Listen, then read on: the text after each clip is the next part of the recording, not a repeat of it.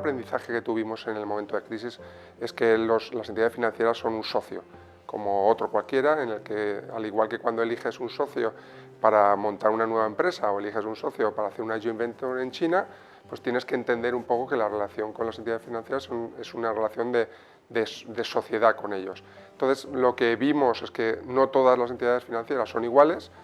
tienen culturas distintas, tamaños distintos, problemáticas distintas, y que eso es una de las grandes lecciones que aprendimos, que no es que ni mejor ni peor, sino que hay tipologías distintas, igual que ahora también nos estamos encontrando que con el proceso de concentración ellos están viviendo una propia crisis que aunque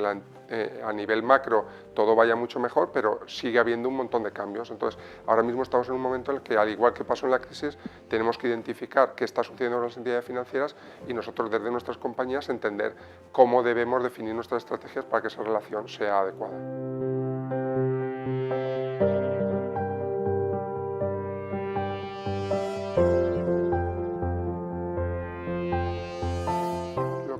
Nos estamos encontrando, nosotros al tener distintas empresas con distintas casuísticas, nos encontramos que las empresas como que son bastante rígidas en sus procedimientos, es decir,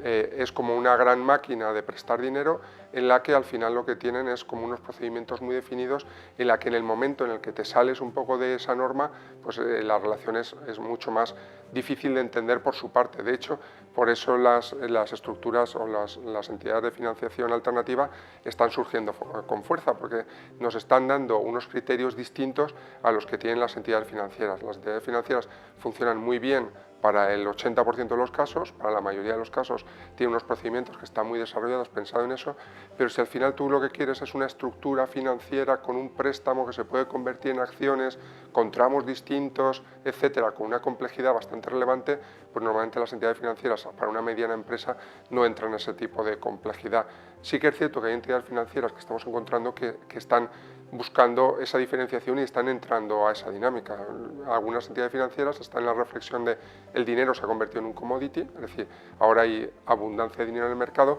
y tienen que hacer algo distinto para captarnos a los clientes. Y estamos viendo un cambio en la innovación de producto que están ofreciendo las entidades financieras. Pero es cierto que en general,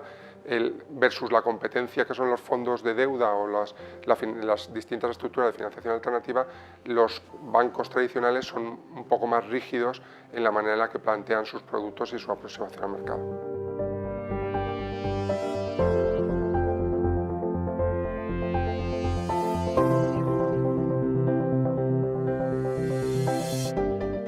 Nuestro punto de vista, nosotros consideramos un pequeño error, porque al final el dinero, en los diferenciales que estamos hablando, no es tan relevante 30 puntos básicos arriba, 30 puntos básicos abajo, sino sobre todo en una mediana empresa. Si estuviésemos hablando de un montón de millones de deuda, es cierto que un pequeño diferencial acaba siendo bastante dinero, pero al final una empresa mediana que tiene pocos millones de deuda no es tan relevante para nosotros cuál es el diferencial, sino cuál es el servicio añadido que hay alrededor de ese dinero. Es decir, el cómo de flexibles son las entidades financieras, cuánto te conocen, cómo de dispuestos están a financiarte en operaciones más o menos complejas. Es decir, el dinero, pensamos, al final imagínate que tienes 2 millones de deuda. Es que en 2 millones de deuda 30 puntos básicos son peanuts comparado con si resulta que vas a hacerte una planta nueva y resulta que pides una estructura de deuda y resulta que no te la conceden. Es decir, nuestra experiencia es que al final es mucho más relevante que tu entidad financiera te entienda y que te acompañe en tu estrategia de negocio, que al final 20.000 euros al año en un diferencial, o 10.000 o 17.000, que al final eso no te va a cambiar nunca la estrategia. Sin embargo, si tú dices, voy a montar una planta en México, necesito 4 millones de financiación y la entidad financiera no te la da, eso sí que te cambia